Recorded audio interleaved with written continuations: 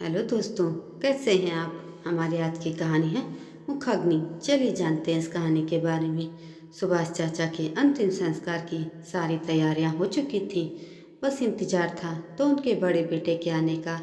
सुबह के 8 बजे सुभाष चाचा ने अंतिम सांस ली। अपनी जिंदगी में उन्होंने बहुत ही परोपकार किया, लेकिन आज पता नहीं क्यों चिता को अग्नि प्रदान करने वाला बेटा शुभम अभी तक आया नहीं। हमारे शास्त्र पुराण और तथा सामाजिक पंडितों के अनुसार मुखाग्नि बड़ी संतान ही देते हैं। उनकी अपनी बड़ी संतान को आने में कितनी ही देर क्यों ना हो।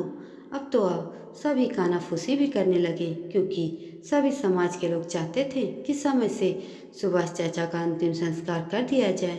अंशुल, उनका छोटा बेटा, अपने बड़े भाई का इंतजार करने के लिए सबको बार बार कह रहा था। सुभाष चाचा की पत्नी रमा तो बार बार बेहोश हो रही थी। उनका रो रो कर बुरा हाल हो गया था।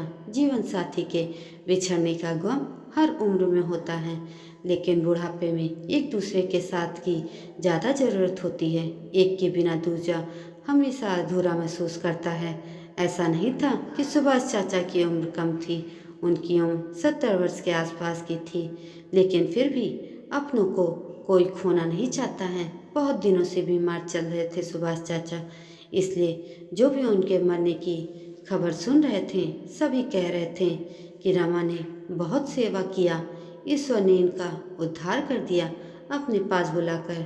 सब समय का चक्र है, जब शरीर साथ नहीं देता तो कितना भी परोपकार करने वाले व्यक्ति के लिए लोग यही कामना करते हैं कि उन्हें कोई शारीरिक कष्ट न हो। उससे बेहतर कि ईश्वर उन्हें अपने पास बुला ले। सभी आपस में यही सब बातें कर रहे थे। तभी पंडित जी और समाज के कुछ लोग कहने लगे, रात हो जाएगी, इतनी देर पार्थिव शरीर को रखना ठीक नहीं है। अंशुल एक बार अपने बड़े भाई से बात करने की जिद करता है। फोन लगाते हुए अपने भाई शुभम से जब बात करता है तो शुभम कहता है कि कल सुबह मैं आता हूँ, तुम ही मुखाग्नि दे दो। फोन स्पीकर पर था। सभी लोगों को उसकी बातें सुनकर आश्चर्य हो रहा था। सुभाष चाचा से उम्र में थोड़े बड़े उनके भाई को हृदयाघात लग रहा था।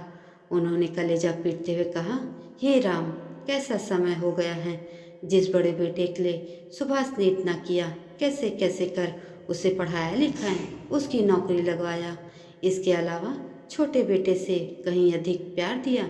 बड़ी संतान होने की वजह से चाचा की आंखें आंसू से डबडबा गई।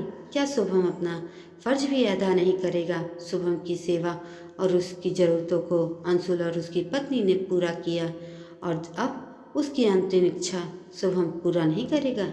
यही सोच रहे थे कि एक गाड़ी आकर रुकी। उसमें शुभम और उसका परिवार आया हुआ था।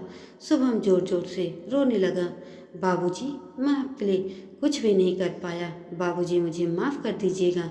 अंशुल अपने बड़े भाई को कहता है कि भैया, इतने दिन जो मैंने सेब बना मैंने किया।